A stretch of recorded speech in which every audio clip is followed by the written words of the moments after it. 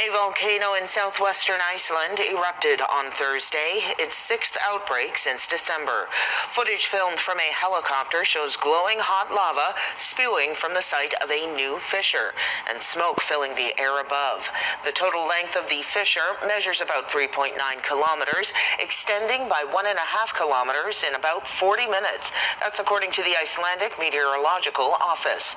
The eruption has forced road closures, but the lava is not flowing toward the nearby town of Grindavik. The town was evacuated late last year when the volcano came to life after laying dormant for 800 years. We were at the Blue Lagoon, and when we got there, they warned us that there might be some sort of event happening with one of the local volcanoes.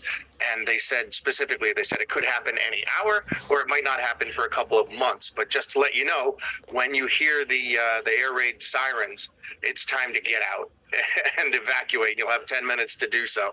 So yeah, we were there, and the next thing you know, the sirens are going off, and we have to rush out of the Blue Lagoon and back to our hotel. There was definitely a sense of urgency as we were trying to get out of there. You know, the staff was throwing all of our belongings into our bag and just saying, "You got to get out of here." And they set up a caravan of cars to take us to a safe spot. And it was calm, but it was definitely rushed. You know, they had an agenda, and they must have been told by the government, get everybody out of wherever you are within the next 10 minutes or so, because there was no messing around. Iceland is definitely the land of ice and fire, and it proved itself yesterday. We felt fine. You know, we felt safe. There was a very large police presence. They were clearly ready for this. Once we saw what was happening, we started looking into how the country prepared for it, and they knew it was coming. They could tell that it was coming any time now, just through all their tests and everything. And they did a wonderful job prepping us for it. But we didn't know. You know, we just went there as tourists looking for a good day. And next thing you know, the ground's exploding right next to us. 9:30, the eruption started. It was about a 4-kilometer long fissure. And during the night, another smaller fissure opened to the north of that. So in total, it's a 5-kilometer long erupting fissure. Fortunately, most of the lava flow has not been directed towards Grindavik town, which is south of where this fissure opened. The lavas are not threatening any of the infrastructure at the moment.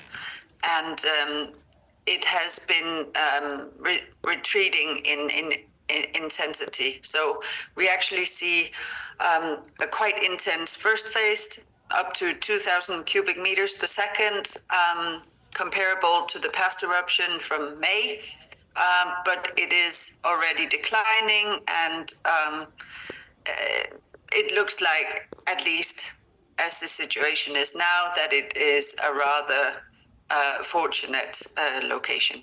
So currently there's no threat to any of the current, to the infrastructure in the area.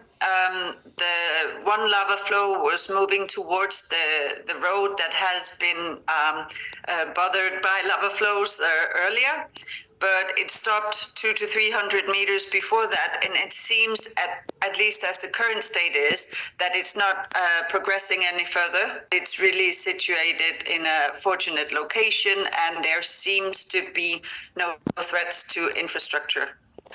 Of course,